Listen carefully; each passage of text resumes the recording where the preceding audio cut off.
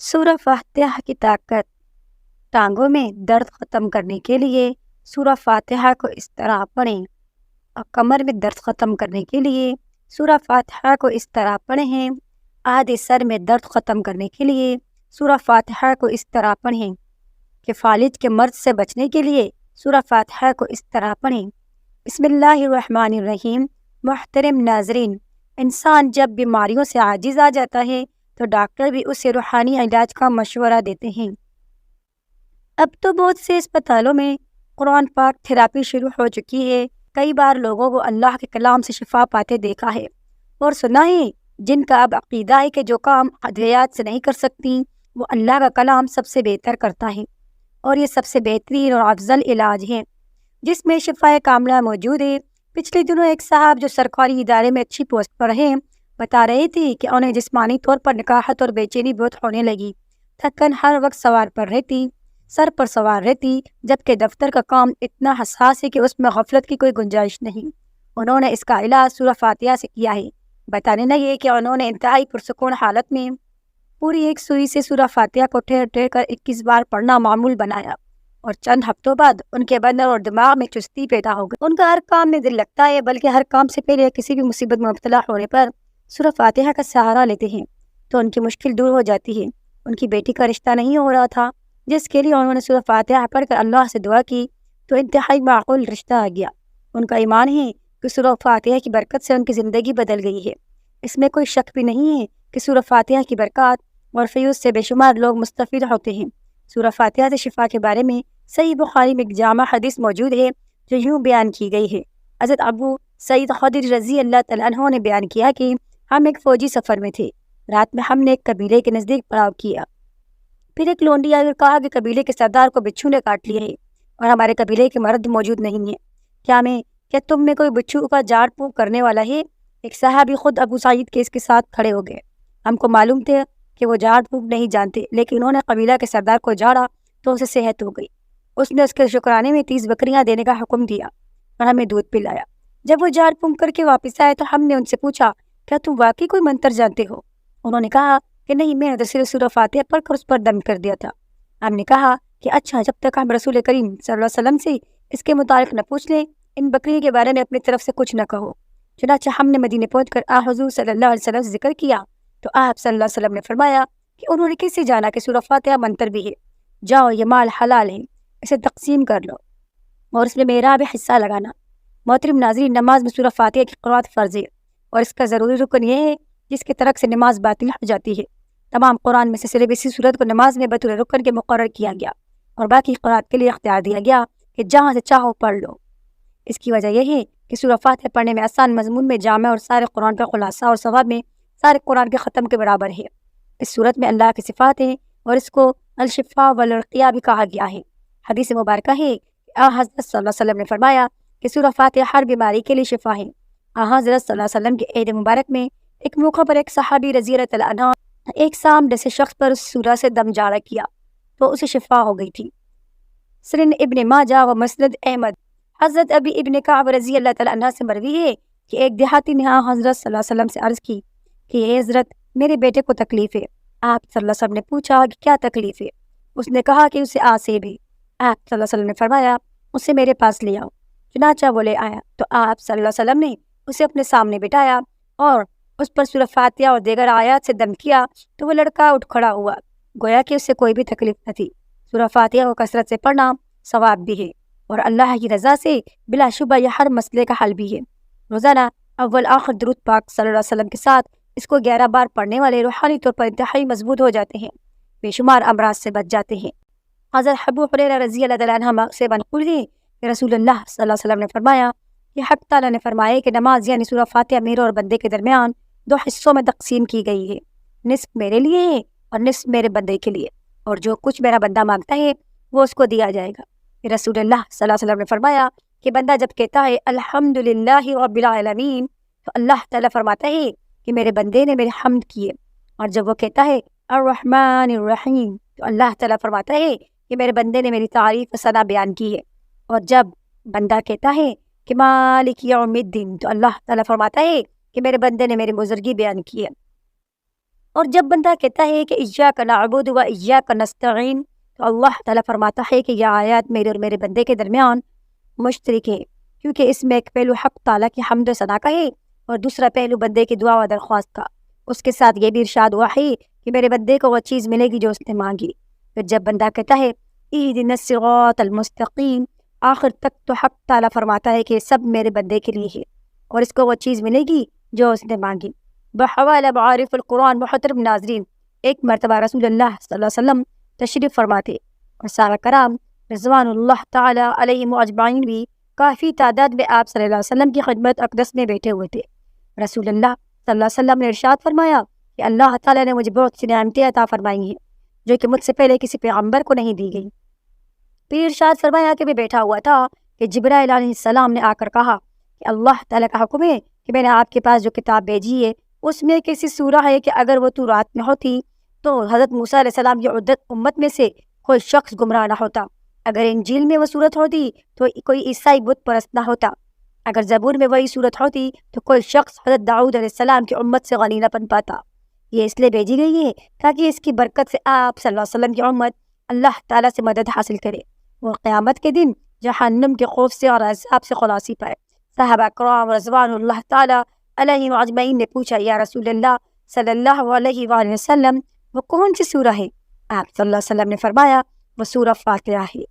حضرت جبرائیل علیہ السلام نے کہا مجھے اس پروردگار کی قسم جس نے آپ کو پیغمبر بنا کر بھیجا، اگر روئے زمین کے دریا، سیاہی اور تمام درخت قلم اور ساتوں آسمانوں اور زمین کاغذ بن جائیں اور ابتداء عالم سے لے کر اب تک فرشتے اور تمام دنیا کے انسان اس کی فضائل لکھنا چاہیں تو اس کی فضیلت نہیں لکھ سکیں گے۔ محترم ناظرین، اگر آپ دنیا کے غم و آلام سے تنگ آ گئے ہوں، کسی جگہ پناہ نہ ملتی ہو، مسائل بے شمار ہو گئی ہوں اور وسائل نہ ہونے کے برابر ہوں، آپ کا بال بال قرض میں جکڑا ہو، گھر والے بھی آپ سے بدظن ہو چکے ہوں، دوستوں نے منہ موڑ لیا ہو، روزگار کی تلاش ہو لیکن روزگار نہ ملتا ہو، دن بدن غربت اور تنگ دستی تل ہوتی چلی جا رہی ہو، تو آج کی یہ ویڈیو مکمل دیکھیے گا۔ اس میں بہت سارے پیچیدہ مسائل اور ان کا آسان حل بتایا گیا ہے۔ افلاس کے دلدل میں آپ دھنستے چلے جا رہے ہوں تو ایسے حالات میں آپ اس مالک حقیقی کے دربار میں سر جھکائیے جو سب کی سنتا ہے اور سب سے زیادہ عطا کرنے والا ہے۔ اس سے بڑھ کر کوئی قریب نہیں، کوئی مہربان نہیں، کوئی رحم کرنے والا نہیں، کوئی سخی نہیں۔ آپ اس مالک کون و مقام میں کامل بھروسہ کرتے ہوئے اور یقین رکھتے ہوئے کہ اگر اس کا در بند ہو گیا تو پھر کوئی اور در آپ کے لیے کھلنے والا نہیں، اگر اس نے آپ کو عطا کرنے کا فیصلہ کر لیا تو کوئی آپ کو محروم کرنے والا نہیں۔ اس ایمان اور یقین کے ساتھ سورہ فاتحہ کا یہ عمل کریں، 40 مرتبہ درود ابراہیم پڑھیں اور سجدے میں چلے جائیں اور یقین رکھیں کہ آپ کا سر زمین پر نہیں حق تعالیٰ کے قدموں پر رکھا ہے۔ اس تصور سے بھیگی ہوئی آنکھوں اور قلب کی رقت کے ساتھ اپنی اپنی پریشانی اپنے رب کے حضور رکھیے اور ان سے مدد مانگیے۔ انشاءاللہ اتنا ملے گا کہ آپ سے سنبھالا نہیں جا سکے گا، کیونکہ وہ ذات تو دینے کے لیے ہر وقت تیار ہے۔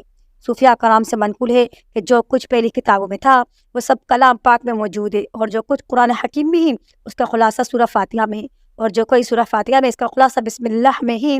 مشائخ نے لکھا ہے اگر سورہ فاتحہ کو ایمان و یقین کے ساتھ پڑھا جائے ہر بیماری سے شفا ملتی ہے۔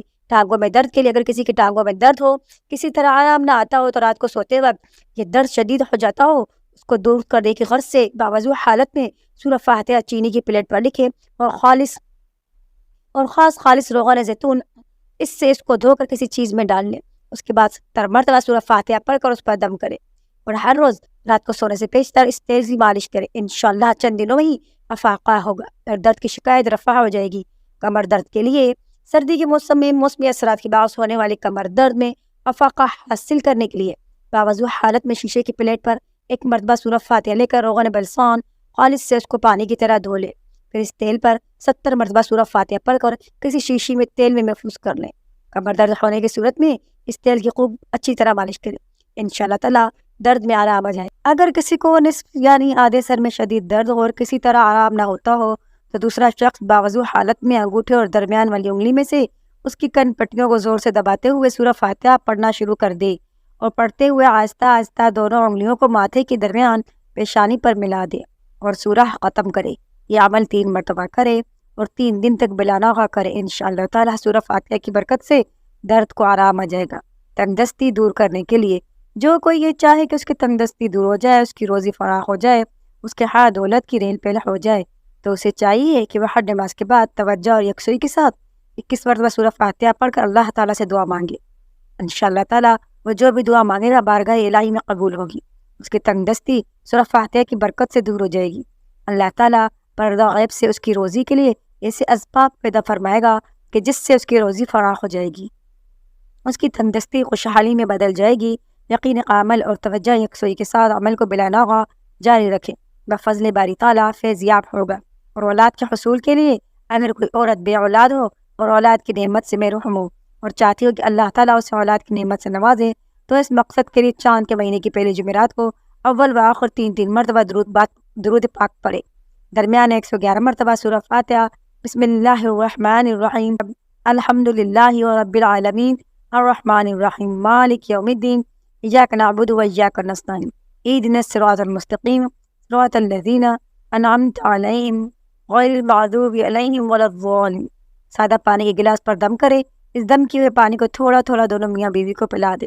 ہر جمعرات کو 7 جمعرات تک یہ عمل کرے، کسی بھی جمعرات کو ناغہ نہ کرے، انشاءاللہ تعالیٰ اس عورت کو حمل قرار پا جائے گا اور وہ اولاد کی نعمت سے سرفراز ہوگی۔ خاوند کو راہ راست پہ لانے کے لیے اگر کسی خاوند کا بری عادات کا شکار ہو کر راہ راست پر نہ آتا ہو، گھر میں ہر وقت لڑائی جھگڑا رہتا ہو، تو اسی صورت میں چاہیے کہ 11 مرتبہ سورہ فاتحہ پڑھ کر پانی پر دم کرے اور ہر روز خاوند کو پلائے۔ انشاءاللہ تعالیٰ سورہ فاتحہ کی برکت سے پٹکا وہ خاوند راست پہ آ جائے گا، اس کی بری عادات چھوٹ جائیں گی اور وہ نیکی کی راہ پر گامزن ہو جائے گا۔ بگڑے حقوق راہ راست پر لانے کے لیے سورہ فاتحہ بہت جلد اپنا اثر دکھاتی ہے۔ نظر بد سے بچاؤ کے لیے جس بچے کو بہت جلد نظر بد ہو جاتی ہو، ہر روز کسی نہ کسی کی بد نظر کا شکار ہو جاتا ہو، تو چاہیے کہ باوضو حالت میں سورہ فاتحہ لکھ کر تعویذ میں محفوظ کر کے بچے کے گلے میں ڈال دے۔ انشاءاللہ تعالیٰ بچہ نظر بد سے محفوظ رہے گا۔ اگر کسی بچے کو نظر بد ہوئی تو اسے بھی اسی طرح دم کرے، بفضل باری تعالیٰ نظر بد اتر جائے گی اور بچہ ٹھیک ہو جائے گا۔ ایک روایت میں ہے کہ ابلیس کو اپنے سر پر خاک ڈالنے کی نوبت 4 مرتبہ پیش آئی۔ ایک مرتبہ اس وقت جب اس پر لعنت ہوئی، دوسری اس وقت جب اس کو راندہ درگاہ کیا گیا، تیسری اس وقت جب نبی کریم صلی اللہ علیہ وسلم کو نبوت عطا ہوئی، اور چوتھی اس وقت جب آپ پر سورۃ فاتحہ نازل ہوئی۔ ابن قیم رحم اللہ لکھتے ہیں کہ مجھے طواف وغیرہ کے دوران بسا اوقات ایسا شدید درد اٹھتا کہ میں حرکت نہیں کر سکتا تھا، تو میں اسی کیفیت میں فوری طور پر سورہ فاتحہ پڑھ کر درد والی جگہ پر ہاتھ پھیرتا تو درد ایسے رفع ہو جاتا جیسے تھا ہی نہیں۔ میں نے اس چیز کا تجرباتی مشاہدہ کیا، کئی بار کیا ہے۔ اسی طرح زمزم کا پیالہ بھر کر اس پر سورہ فاتحہ پڑھ کر پیتا تو مجھے بہت فائدہ اور توانائی حاصل ہوتی کہ کسی دوا سے اتنا نہ ملتی تھی۔ ناظرین، سورہ فاتحہ فاتحۃ الکتاب ام القرآن، سبیل المثانی کامل، شفا میسر، دوا بہترین دم، خزانوں اور کامیابوں کی کنجی، جسمانی طاقت کی محافظ، غموں و پریشانیوں کا خدشات اور مشکلات کے لیے تریاق سورہ فاتحہ ہے۔ البتہ یہ تمام چیزیں اس شخص کو حاصل ہوتی ہیں جو سورہ فاتحہ کا مقام حقیقی انداز میں پہچانے، سورہ فاتحہ کے حقوق مکمل ادا کریں، بیماری شفا یابی کے لیے مناسب اور موضوع طریقہ اپنائیں اور اس راز کو حاصل کریں جس کی وجہ سے اس سورت کو اتنا بڑا مقام دیا گیا ہے۔ یہی وجہ ہے کہ یہ تمام چیزیں جب چند صحابہ کرام میں مکمل تھی تو بچھو اور سام کے ڈسے ہوئے شخص کو صحابہ کرام نے سورہ فاتحہ سے دم کیا تو اسے فوری طور پر شفا حاصل ہو گئی۔ اسی لیے نبی کریم صلی اللہ علیہ وسلم نے اس صحابی سے پوچھا، آپ کو کیسے معلوم ہوا کہ سورہ فاتحہ دم پہ بھی ہے؟ اگر کسی کو توفیق ملے، نور بصیرت سے اتنی مدد حاصل ہو کہ وہ اس صورت کو رازوں سے پردہ اٹھا سکے اور سمجھ سکے کہ اس صورت میں عقیدہ توحید، ذات باری تعالیٰ، اسماء صفات اور افعال اہلیہ، شریعت، تقدیر اور آخرت کا ثبوت، خالص توحید، ربوبیت اور اہلیت، اللہ تعالیٰ پر کامل توکل، ہر معاملہ کامل اختیار کرنے والی ذات باری تعالیٰ کے سپرد کرنا کہ جس کے لیے تمام تعریفیں ہیں اور اسی کے ہاتھ میں ہر قسم کی خیر، دونوں جہان میں سعادت کی بنیاد یعنی صرف اللہ تعالیٰ کے سامنے عرض گزاری بھی ہے۔ ہدایت کے مفہوم کو دونوں جہانوں میں حصول فوائد اور نقصانات سے بچانے کے لیے کیسے عملی جامہ پہنا سکتے ہیں۔ اس صورت سے ہمیں یہ پتہ چلتا ہے کہ ہر طرح کی کامل و متعلق کامیابی اسی ہدایت کے ملنے سے منسلک ہے۔ جسے تمام باتیں معلوم ہو جائیں تو اسے بہت سی ادویات اور دم کی ضرورت نہیں رہتی۔ اسی صورت کی بدولت شر اور شر کے اسباب سے بچ بھی سکتا ہے۔ ناظرین، ایک بار سورہ فاتحہ سن لیجیے۔ اللہم صلی علی محمد وعلی آل محمد کما صلیت علی ابراہیم وعلی آل ابراہیم انک حمید مجید۔ اللهم بارك على محمد وعلى آل محمد كما باركت على إبراهيم وعلى آل إبراهيم إنك حميد مجيد. بسم الله الرحمن الرحيم.